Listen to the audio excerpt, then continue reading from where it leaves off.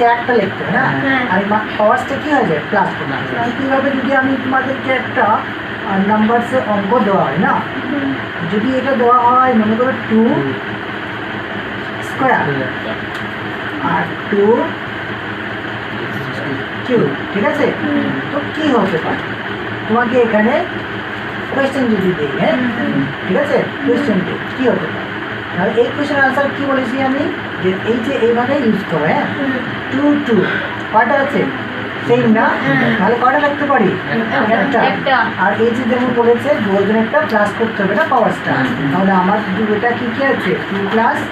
3 তো হয়েছে, প্লাস করে দিলে কি পাবো 2, আর এই যে পাওয়ারটা দেখো কত আছে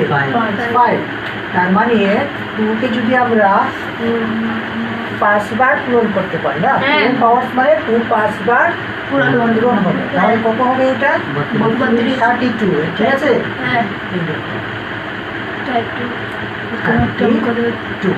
ঠিক আছে, তারপরে এখন আরেকটা দেখো, এটা শিখেছো, এটা দিয়েছে, এটার মিনিং বুঝলে, এ এম উইথ পাওয়ার কত আছে এম, আবার ব্র্যাকেটে পাওয়ার কত আছে এম।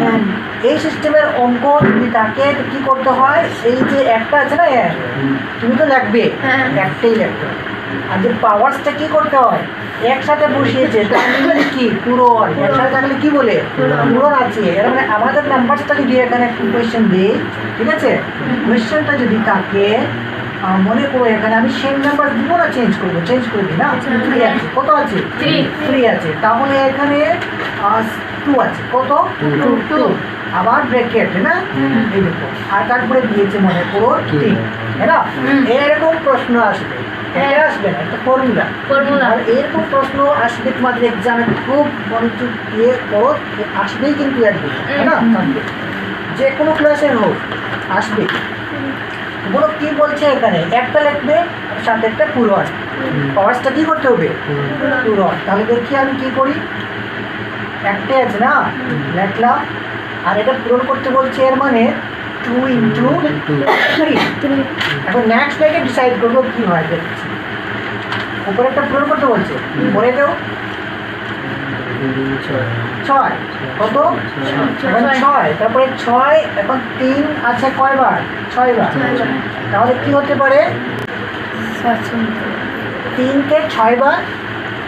পূরণ করে যাবে না, কত হবে 700,